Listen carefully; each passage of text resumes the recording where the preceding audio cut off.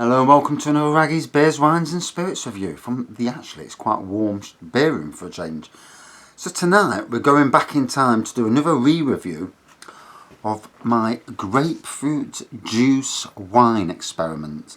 6 cartons of grapefruit juice, 6 bags of sugar, kilo bags, yeast and nutrient, under a tenner, 33 pence a bottle. So can't be sniffed at really. The first review, bloody hell, it was as harsh as you could get. The review at New Year, it's gotten a lot better with maturity. I've just done the prune juice wine, and that had got a lot better. In them 6 or 7 weeks since Christmas, it had gone really well. So now, I've not tasted this, so it's going to be an experience for me as well. This is the grapefruit juice wine. As you can see, it's cloudy. I've used no finings or anything, just to produce a totally natural wine, shall we say.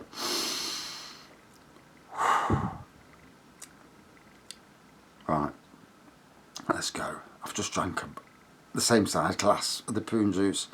My belly's already doing somersaults. I daren't go in the arse pissed up, otherwise I'll get a bollocking. The wife will not be happy. So, on the nose, I can smell the grapefruit. Last time I did it, was a really funky aroma to it. The funkiness seems to have stopped. Now, this is maturing in plastic barrels of all things. I didn't bottle it because I'm not bottling bloody juice wine. Not like that anyway. If I had to chuck it, I'd just chuck the bloody lot. Yeah. Right, let's go.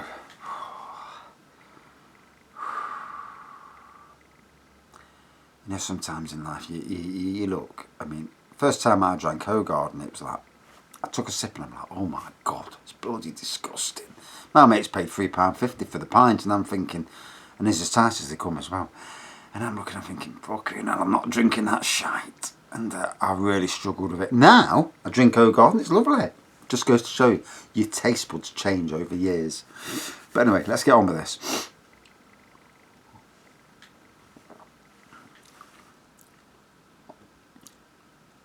And again, the maturity has helped this. Whilst it's no decent white wine, obviously. But as experiments go, I can taste the grapefruit much better now. Wow. And it's strong. My God.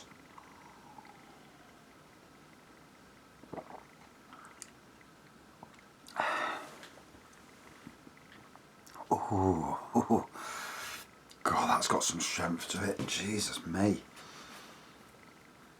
Yeah, I'm holding on to the thing because that's walloped me.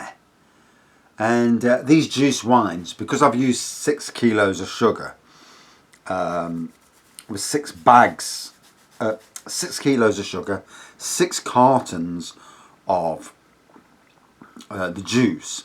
So you think you've got the juice, which has got its own sugars, 6 kilos of sugar, then obviously the yeast ferments it all out. This could be as much as 20%.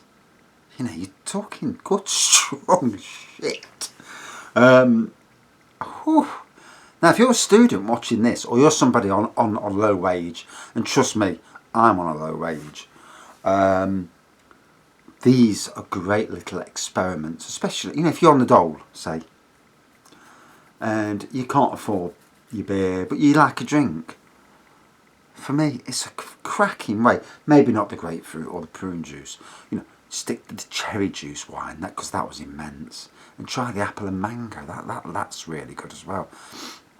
I've done a strawberry juice. So I've done apple juice with a strawberry cordial. That turned out great. And for me, bargain wines. I can't emphasise enough that if you want to have a drink, but you can't afford to, and you daren't take money out of the kitty. I mean, There are a lot of us up and down the country who are living on the breadline and below the breadline, and it's a sad situation these days. But for the likes, let me tell you now, four cartons of juice, 80p a carton at most of these bloody supermarkets. 80p, probably cheaper at Aldi and Lidl. 4 cartons of juice. You could even go for apple juice. That'd be something interesting. 4 bags of sugar and the yeast and nutrient. The yeast and nutrient, you're looking at £7 if you're doing that. This is the stronger version, but you're looking at £7 for that. Make a wine about 12%, but for £7, 30 bottles. Wow, it's got to be worth thinking about.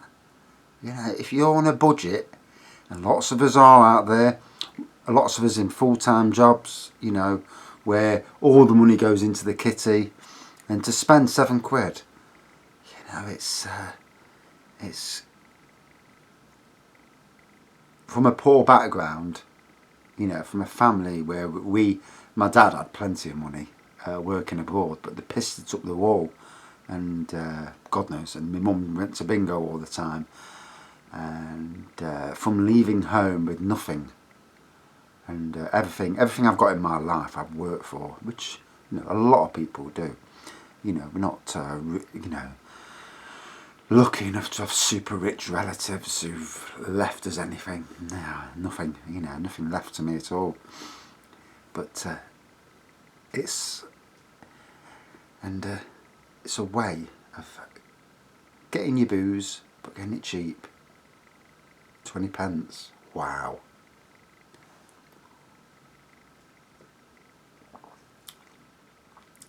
And this is actually, I think, you did this grapefruit juice wine, you left it 6 months, you would have quite a nice grapefruit wine.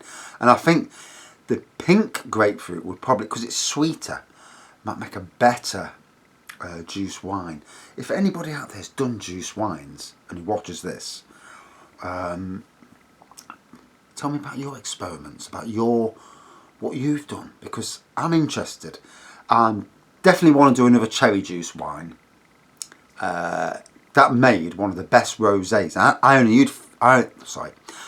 used, sound pissed already.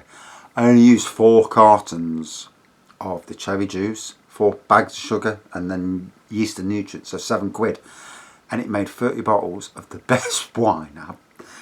You know, one of the best wines I've tasted. The taste of cherry was beautiful, and I'm going to do it again this year, but I'm also going to add cherry cordial, boil the cordial and add it too.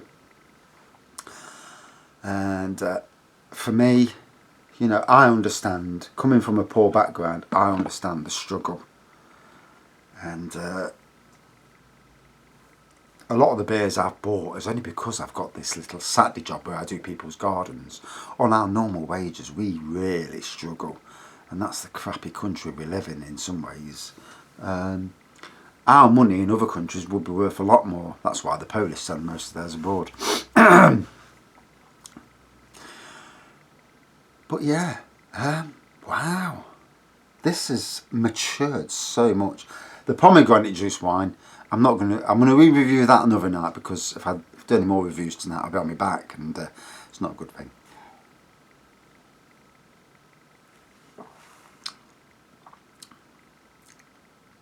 So that horrible funkiness that was there the last time I reviewed it has been replaced by a really good grapefruit taste to it. And yes, it is like the prune juice wine. It's an acquired taste, let me put it that way. If you're one of these who can drink most things, you'll drink this, the first couple of glasses you'll think, oh, that's shit, I'm not drinking that shite again. And after that you might think, hey, that's not that bad, you know, really. Once your taste buds get used to it, it's all about getting used to it. And that's across, when you first step into the wine area, the first white wine you have, you drink it, you think, oh, it's fucking vinegar, disgusting. And again, it's all about your taste buds getting used to things. But that has made a nice wine. a good tasting wine, a lot better than I thought it would. You know, when I first tasted it, it was disgusting. And then the second time I tasted it, it was like, wow, it's getting better, but it's still not great. This is getting much better. Wow. 6 months, I mean, it ain't going to last for 6 months because I'll probably give it all away by then. But you imagine, and leave it to mature for a year. Wow.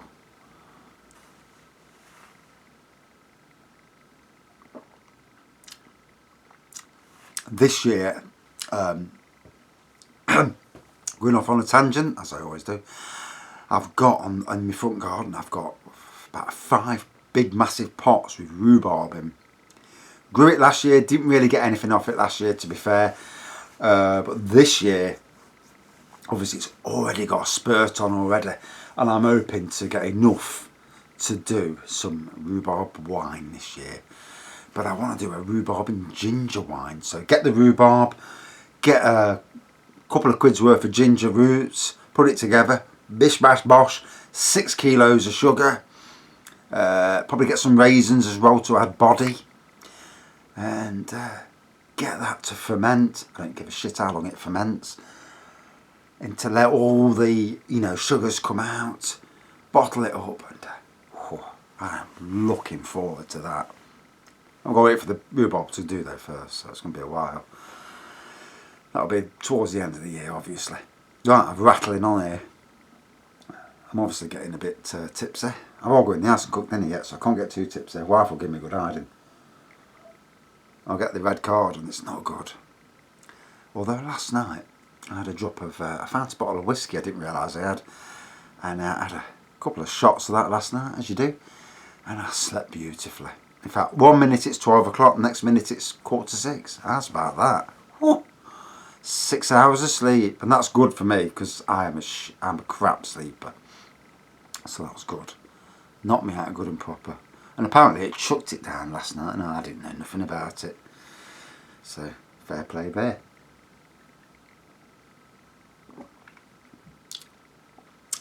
Good twang of grapefruit then. So, obviously, it's not the most appetising looking wine. Grapefruit on the nose, grapefruit on the taste. There's an earthiness to it. But for the price, could you fault it? Again, out of 5, I'm going to give it the same as I gave the prune juice wine, 2.1. It's not going to match up to any commercial quality wines. But you're on a budget, you're a student, you're somebody who's struggling in life with money. I think it's bob on, I do. I think it's a great way. You know, you get your fermentation bucket, then you get yourself a barrel as well. So, you know, get someone to buy you them. 30 quid probably for both. Cheaper if you can scrounge them off somebody. And brew your own. And, you know, especially if you do the cherry wine, that both you and your missus will love. But there are some great juice wine recipes out there. And yeah, for people on a budget, definitely worth a try.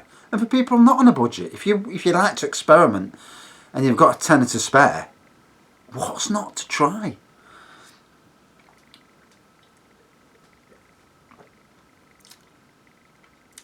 That was actually quite nice in the end.